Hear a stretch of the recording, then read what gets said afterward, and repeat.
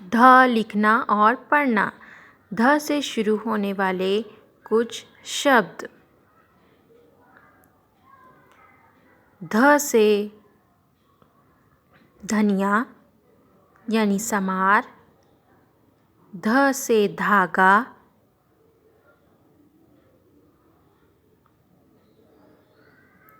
ध से धुआं। ध से धूल।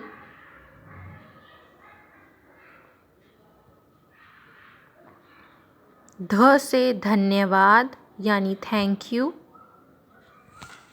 ध से धनुष तीर कमान। ध से धनी यानी अमीर। ध से धन यानी दौलत।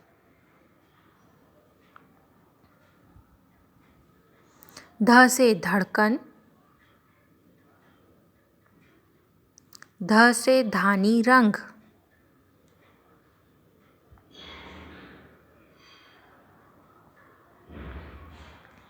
ध से धक्का। ध से धब्बा।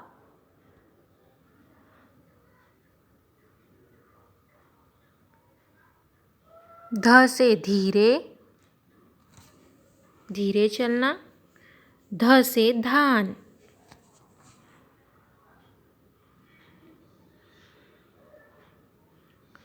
ध से धर्म यानी मजहब। ध से धरती यानी ज़मीन।